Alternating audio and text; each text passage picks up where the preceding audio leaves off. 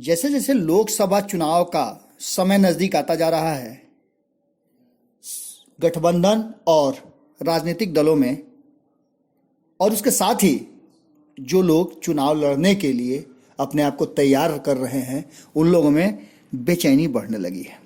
और इस क्यों बच्चे बेचैनी बढ़े क्यों नहीं?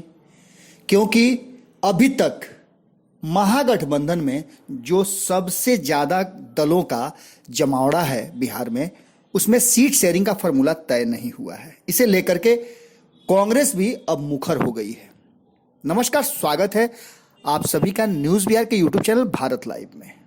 जैसा कि आप लगातार देख रहे हैं, पिछले 15 दिनों से जिस तरह का माहौल बिहार की राजनीति में बना है, उसमें बनते बिगड़ते रिश्ते और दलों के टूटने और जुड़ने का सिलसिला जारी है।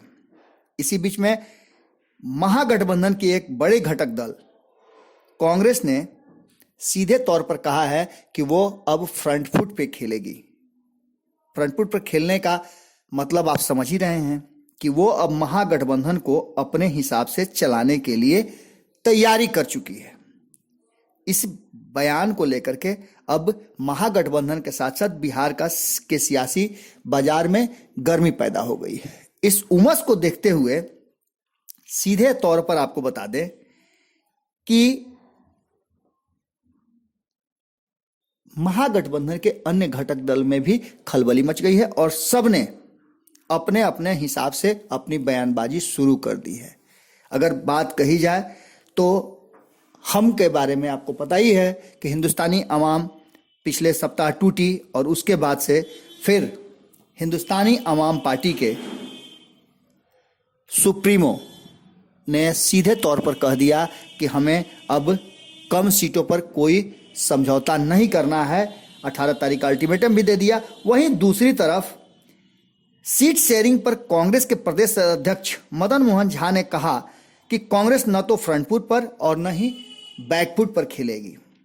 आप समझ रहे हैं, जहां एक तरफ कांग्रेस के बड़े खिलाड़ी सीएलपी लीडर सदानंद सिंह ने कहा कि हमें फ्रंट फुट पे खेलना होगा, हम बड़ी पार्टी हैं, वहीं दूसरी तरफ जो प्रदेश अध्यक्ष हैं वो बातों को सहेजने और समेटने में लगे हुए हैं।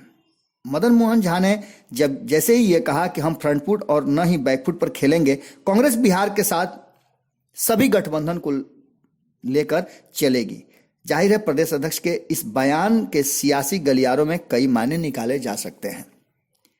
माना जा रहा है कि फ्रंट फुट पर खेलने की बात करने वाले कांग्रेसी अब गठबंधन को लेकर कहीं न कहीं संवेदनशील नजर आ रहे हैं।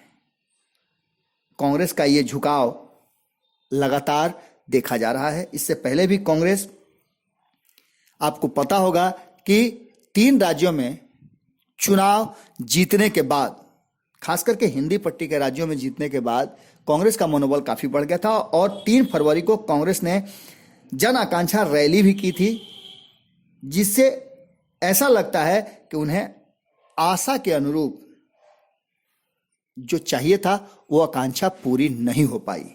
जनता की आकांक्षा पर कितने खरे उतरे ये तो दिगर बात है, लेकिन पार्टी की आकांक्षा पूरी तरह से नहीं सफल हो पाई।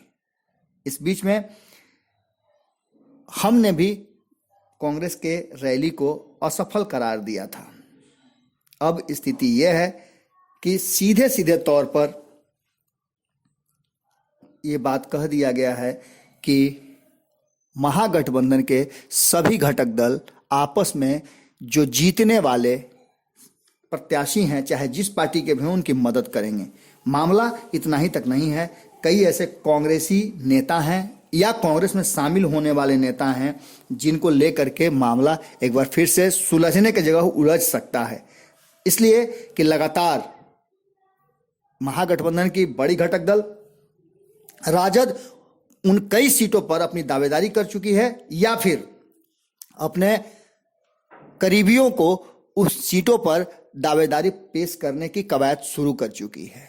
देखना दिलचस्प होगा कि आने वाले समय में जहां एक तरफ एनडीए में भी सीटों को लेकर के कौन कहां से लड़ेगा, मामला उलझता नजर आ रहा है, वहीं महागठबंधन में तो और स्थिति भयावह है, क्योंकि अभी तक कौन कितने सीट पर लड़ेगा ये भी फैसला नहीं हुआ है। वहीं दूसरी तरफ इस बात को लेकर के भी संशय की स्थिति बनी हुई है कि क्या कांग्रेस जिन सीटों पर चुनाव लड़ने के लिए तैयार है या वर्तमान में कांग्रेस के पास जो सीटें हैं उन पर भी कहीं धावा न बोल दे उनके सहयोगी। जुड़े रहिए न्यूज़ बिहार और भारत लाइव के साथ। हम आपको फिर किसी खबर के साथ अपडेट करने के लिए हाजिर होंगे।